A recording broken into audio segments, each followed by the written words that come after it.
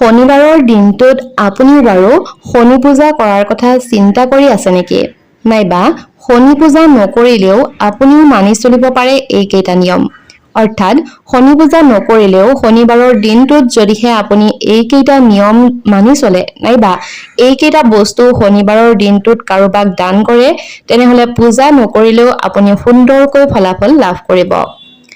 শনিদেৱৰ পূজাৰ সময়ত কি নিয়ম মানি চলিব লাগে নাইবা শনিদেৱক পূজা কৰাৰ নিয়ম পালন নকৰিলে বিৰূপ পৰিণতিৰ সন্মুখীন হ'বলগীয়া যে হ'ব পাৰে, সেই বিষয়ে হয়তো আপোনাৰ জ্ঞাত। শনিদেৱক মূলতঃ শনিবাৰৰ দিনটোতেই পূজা কৰা হয়। কিছুমান বস্তু শনিদেৱৰ পূজাত ব্যৱহাৰ কৰিলে অৰ্থাৎ আপুনিও যদিহে সেই বস্তুসমূহ পূজাত দিয়ে, তেনেহলে সেয়া কিন্তু একেবাৰে উচিত নহয়। বিশ্বাস কৰা হয় যে তেওঁৰ খুব সোনকালে খং উঠে। তেনেহলে বলক আজি জানি লওঁ কি নিয়মৰ জৰিয়তে আপুনি শনিদেৱৰ পূজা কৰিব পাৰিব নাইবা শনিদেৱক পূজা নকৰিলেও শনিবাৰৰ দিনটোত আপুনি এইবোৰ বস্তু দিও কিদৰে সুফল লাভ কৰিব পাৰিব নাইবা শনিদেৱৰ পৰা কেনেকৈ আপুনি উপকাৰ লাভ কৰিব। নমস্কাৰ, আস্থা ক্ৰিয়েচনৰ নতুন এটা ভিডিঅ'ৰ মাজলৈ আপোনালোক সকলোকে পোনপ্ৰথমে স্বাগতম জনাইছো। প্ৰথমতে আপোনালোকক ক'ব বিচাৰিছো শনিদেৱৰ পূজাৰ বিষয়ে। শনিদেৱৰ পূজাত ভুলতো তামৰ বাচন ব্যৱহাৰ কৰা উচিত নহয়। কাৰণ তাম হৈছে সূৰ্যৰ ধাতু আৰু শাস্ত্ৰৰ অনুসৰি সূৰ্য আৰু শনি ইজনে সিজনৰ শত্ৰু। তেনেকুৱা কৰিলে ব্যক্তিজনে শনিৰ ক্ৰোধৰ সন্মুখীন হ'বলগীয়া হ'ব পাৰে। শনিদেৱৰ পূজাত সেয়েহে সদায় লোহা নাইবা তীখাৰ বাচন ব্যৱহাৰ কৰিব লাগে। ভুলতো শনিদেৱলৈ ৰঙা ৰঙৰ ফুল নাইবা ৰঙা ৰঙৰ কাপোৰ ইত্যাদি আগবঢ়াব নালাগে। কাৰণ এই ৰং হৈছে মংগল গ্ৰহৰ আৰু শনি আৰু মংগল গ্ৰহ যিহেতু ইটোৱে সিটোৰ বিপৰীত, গতিকে তেনে ভুলো নকৰিব। শনিদেৱক নাৰ্জী ফুল আগ নবঢ়াব। এনেকুৱা কৰিলেও তেওঁৰ খং উঠে বুলি বিশ্বাস কৰা হয়। ইয়াৰ বাহিৰেও শনিদেৱৰ পূজাত হালধীয়া চন্দন ব্যৱহাৰ কৰিব নালাগে। শনি মহাৰাজক সদায় ৰঙা চন্দনহে আগবঢ়াব লাগে। তেনে কৰিলে শনিৰ অশুভ প্ৰভাৱ আপোনাৰ জীৱনৰ পৰা খুব সোনকালে আঁতৰি যাব। এজন ব্যক্তিয়ে জীৱনত সকলো ধৰণৰ সুখ লাভ কৰে। শনিয়ে ভিক্ষাৰীকো ৰজা বনাব পাৰে বুলি বিশ্বাস কৰা হয়। ঠিক তেনেকৈ শনিয়ে কোটিপতিকো ইচ্ছা কৰিলে ভিক্ষাৰী বনাব পাৰে। শনিদেৱৰ পূজাত কি বিশেষ কথাৰ প্ৰতি লক্ষ্য ৰাখিব লাগে নাইবা শনিবাৰৰ দিনটোত আপুনি কেনেকৈ পূজা নকৰাকৈ শনিদেৱৰ পৰা আশীষ লাভ কৰিব পাৰিব সেই বিষয়ে। প্ৰথমতে আপোনালোকক ক'ব বিচাৰিছো 7টা ভুলৰ কথা। যদিহে আপুনি শনি পূজা কৰে তেনেহলে এই 7টা ভুল নকৰিব। শনিদেৱৰ চকুলৈ নাচাব। ধৰ্মীয় বিশ্বাস অনুসৰি শনিদেৱৰ চকুলৈ চোৱাটো একেবাৰে উচিত নহয়। শনিদেৱক পূজা কৰাৰ সময়ত সদায় চকু নমাই ৰাখক। শনিদেৱৰ লগত আপোনাৰ চকু মিলালে শনিদেৱে আপোনাৰ ওপৰত বেয়া প্ৰভাৱ পেলাব পাৰে। দ্বিতীয়তে, শনিদেৱক তেওঁৰ মূৰ্তিৰ সন্মুখত থিয় হৈ পূজা কৰাটো উচিত নহয়। শনিদেৱৰ সন্মুখত থিয় হৈ পূজা কৰিলে অশুভ ফল পোৱা যায়। তৃতীয়টি হৈছে শনি মন্দিৰত চাকি দিওঁতে এটা কথা মনত ৰাখিব যাতে চাকিৰ তেল ইফালে সিফালে বাগৰি নাযায়। চতুৰ্থতে, দান কৰক। শনি মন্দিৰৰ বাহিৰত যদিহে কোনো ভিক্ষাৰী আপুনি দেখা পাইছে তেনেহলে তেওঁলোকক আপোনালোকে কিবা বস্তু দান কৰক। দান নকৰিলেও কেতিয়াবা তেওঁলোকক তিৰস্কাৰ নকৰিব। এনেকুৱা কৰিলে শনিদেৱ ৰুষ্ট হয়। তাত আপুনি সকলোকে ভাল ব্যৱহাৰ কৰিব লাগে। পশ্চিম দিশত পূজা।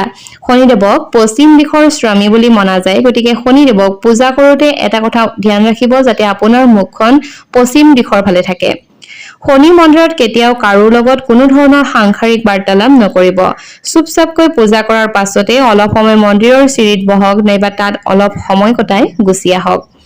ৰঙা ৰং ব্যৱহাৰ নকৰিব। শনি দেৱতাই যিহেতু ৰঙা ৰং একেবাৰে ভাল নাপায়, সেয়েহে তেওঁৰ পূজা কৰোঁতে ৰঙা ৰঙৰ কাপোৰ পৰিধান নকৰিব নাইবা ৰঙা ৰঙৰ ফুল ব্যৱহাৰ নকৰিব নাইবা ৰঙা ৰঙৰ যিকোনো সামগ্ৰী তেওঁৰ পূজাত ব্যৱহাৰ নকৰিব। সূৰ্যাস্তৰ পাছতহে বিশেষকৈ শনি দেৱতাৰ পূজা কৰা হয়। মনৰ পবিত্ৰতাৰে শনি পূজা কৰিলে শনি সুপ্ৰসন্ন হয় আৰু জীৱনত দুখ কষ্টৰ পৰিমাণ কমি যায়। কিন্তু সম্পূৰ্ণ বিধিগতভাৱে কেনেকৈ আপোনালোকে শনি পূজা কৰিব লাগিব তাৰ বিষয়ে কিছু কথা জনাব বিচাৰিছো। শনিবাৰে শনি মন্দিৰত মিঠাতেলৰ চাকিৰ লগত তিল মিহলাই চাকি জ্বলাওক। তাৰ পাছতে ফুল, নৈবেদ্য আৰু মিঠাই আগবঢ়াওক। বিশেষকৈ মহিলাসকলে যদিহে শনি দেৱতা সন্তুষ্ট কৰিব বিচাৰিছে তেনেহলে মিঠাতেলৰ চাকি জ্বলাব পাৰে। পূজাৰ পাছত শনিৰ চালিচা পাঠ কৰিব পাৰে। এনেকুৱা কৰিলে শনিদেৱ সন্তুষ্ট হোৱাৰ লগতে ঋণাত্মক প্ৰভাৱৰ পৰা মুক্ত হ'ব পাৰে। ইয়াৰ লগতে হিন্দু শাস্ত্ৰৰ অনুসৰি শনিবাৰৰ দিনটো যিহেতু শনি দেৱতাৰ বুলি গণ্য কৰা হয়, গতিকে এই দিনটোত নীতি নিয়ম অনুসৰি শনি দেৱতাক পূজা কৰিলে ভক্তৰ সকলো সমস্যা দূৰ হয়। লোকবিশ্বাস অনুসৰি শনিদেৱ সুখী হলে মানুহৰ জীৱনত সুখ অহাটো নিশ্চিত, কিন্তু যদিহে শনিদেৱে কাৰোবাৰ ওপৰত খং কৰে তেনেহলে তেওঁৰ ক্ষতি হোৱাটো নিশ্চিত। প্ৰথমতে আপোনালোকক জনাব বিচাৰিছো শনি দেৱতাক সন্তুষ্ট কৰিবলৈ আপোনালোকে শনিবাৰৰ দিনটোত কি কি বস্তু দান কৰিব লাগিব। এইখিনিতে পুনৰ আপোনালোকক ক'ব বিচাৰিছো যে শনি পূজা নকৰিলেও আপোনালোকে শনিবাৰৰ দিনটোত যদিহে কাৰোবাক এইসমূহ বস্তু দান কৰে আৰু তেওঁক স্মৰণ কৰে তেনেহলে নিশ্চয় আপুনিও তেওঁৰ আশীষ পাবই। শনিবাৰে কলা কাপোৰ, কলা জোতা দান কৰাটো অত্যন্ত শুভ বুলি গণ্য কৰা হয়। যদিহে আপোনাৰ স্বাস্থ্যজনিত সমস্যা হৈ আছে তেনেহলে আপুনি কলা কাপোৰ কাৰোবাক দান কৰক। শনিবাৰে সন্ধিয়া এজন দুখীয়া লোকক কলা কাপোৰ অথবা জোতা দান কৰক। এনেকুৱা কৰিলে আপোনাৰ স্বাস্থ্যৰ লাভালাভ হোৱাটো নিশ্চিত। যদিহে কোনোবা লোকে জীৱনত শনি ৰোগত ভুগি আছে তেনেহলে ইয়াৰ প্ৰভাৱ নাইকিয়া কৰিবলৈ লোকজনে প্ৰত্যেক শনিবাৰে ছবিধ শস্য দান কৰিলে ভাল ফল পোৱাৰ সম্ভাৱনা থাকে। তাৰ ভিতৰত হৈছে ঘেঁহু, চাউল, গ্ৰাম, মাকৈ, জোৱাৰ আৰু কলা মাহৰ দাইল দান কৰাটো অত্যন্ত শুভ বুলি কোৱা হয়।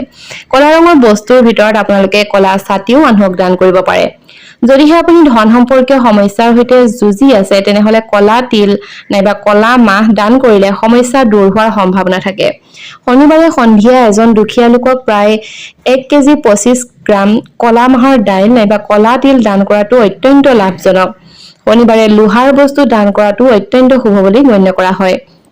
অৱশ্যে শনিবাৰে লোহাৰ বস্তু কিনাটো কিন্তু একেবাৰে শুভ নহয়, গতিকে আপোনালোকে যদিহে দান কৰিব বিচাৰিছে তেনেহলে আগতীয়াকৈ কিনি ৰাখক। শনিবাৰৰ দিনটোত কিন্তু লোহা নিকিনিব।